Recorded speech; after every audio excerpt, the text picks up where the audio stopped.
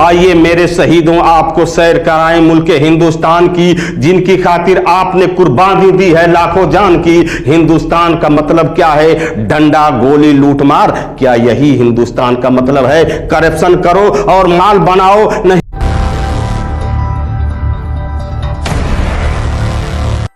एक मां अपने लगते जिगर की तबीयत खराब होने से परेशान है। जब डॉक्टर के पास जाती है तो सूरत हाल उस वक्त बहुत नाजुक हो जाती है।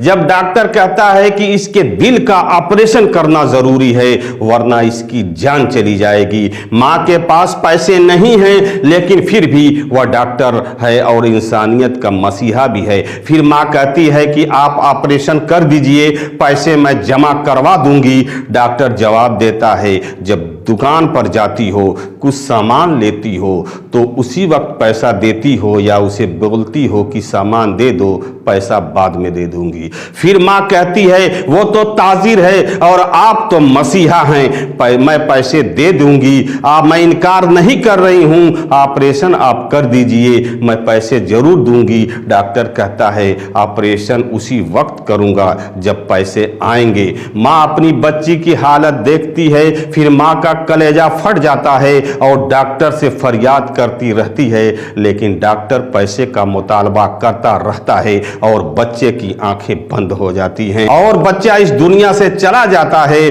पैसा आगे, मसीहा पीछे। हर शख्स यहां पर ताजिर है और हर वक्त तिजारत होती है। एक मेहनत कश मोटरसाइकिल से मेहनत मजदूरी के लिए घर से निकलता है और उसका पाला पड़ता है कानून के दायरे के एक रखवाले से और वह कहता है कि कहां जा रहे हो? कहता है साहब मेहनत करने जा रहा हूं। कहते हैं कागज है? मेहनत कश कहता है साहब मेरे मोटरसाइकिल का कागज तो था पर घर पर भूल गया। फिर कहा जाता है अच्छा चाय पानी के लिए कुछ दे सकते हो? साहब मेरे पास पैसे नहीं है, उसी के लिए तो घर से निकला था। उसकी मोटरसाइकिल ले ली जाती है, बंद कर दी जाती है, उसके घर का चूल्हा बुझा दिया जाता है क्योंकि रिश्वत नहीं दे सका था। हर शख्स यहां पर ताजिर है, हर वक्त तिजारत होती है। आइए इस मुल्क की सियासतदानों की बात करते हैं। आवाम से उनका हक अदायगी करवाने के लिए आवाम के वोट के लिए मजबूर किया जाता है। कहते हैं कि जब जीत कर आएंगे तुम्हारे सारे मसाइल हल कर देंगे। वोट भी मिल जाता है, इक्तदार में भी आ जाते हैं, लेकिन होता क्या है दोस्तों, कोई पेरिस में महल बनाता है तो कोई दुबई में बंगला बना लेता है। पैसा आगे आता है, रिश्वत भी आगे आती है, करप्शन आगे आती है और आवाम की खिदमत पीछे चली जाती है। हर शख्स यहां पर ताजिर है, हर वक्त तिजारत होती है, हर शय का सौदा होता है, हर चीज बिकाऊ होती है।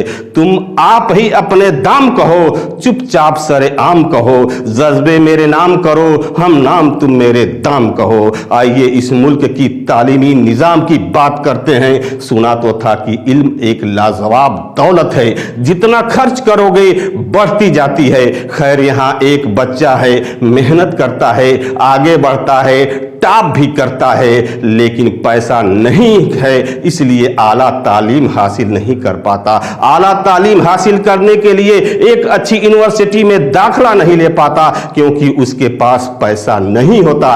गोया इल्म पीछे रह गया, पैसा यहां भी आगे आ गया क्योंकि उस बच्चे के पास पैसा नहीं था। मेहनत करना चाहता था, इल्म हासिल करना चाहता था, लेकिन बड़ी इल्मी इदारे में जाए तो कैसे जाए? इल्म तो नफा का नाम है जहां तिजारत के तहत दिया जाता है। गोया इंसान तो है पर उसके जज्बात बिक गए, पैसे के लिए उसकी इंसानियत बिक गई। अगर इसी तरह से इस मुल्क में मफादात के नाम पर तिजारत होती रही तो इस मुल्क के बुनियादों में जिन्होंने अपना लहू शामिल किया था तो मैं उन्हें क्यों ना आवाज दूं। आइए मेरे शहीदों आपको सैर कराएं मुल्क हिंदुस्तान की, जिनकी खातिर आपने कुर्बानी दी है लाखों जान की। हिंदुस्तान का मतलब क्या है? डंडा गोली लूटमार। क्या यही हिंदुस्तान का मतलब है? करप्शन करो और माल बनाओ? नहीं मेरे वतन अजीज दोस्तों, हम नई पीढ़ी, नई नस्ल अब ऐसा नहीं होने देंगे।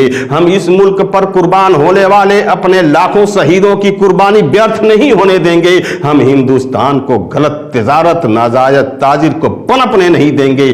करप्शन, लूटमार, डंडा गोली जैसे लुटेरों को इस वतन से मिटा देंगे। आओ हम सब मिलकर के अहद करें, अपने हिंदुस्तान को फिर से एक सोने की चिड़िया बना डालेंगे। जी हाँ, फिर से एक सोने की चिड़िया बनाएंगे। हिंदुस्तान जिंदाबाद, हिंदुस्तान जिंदाबाद। जय हिंद, जय भारत।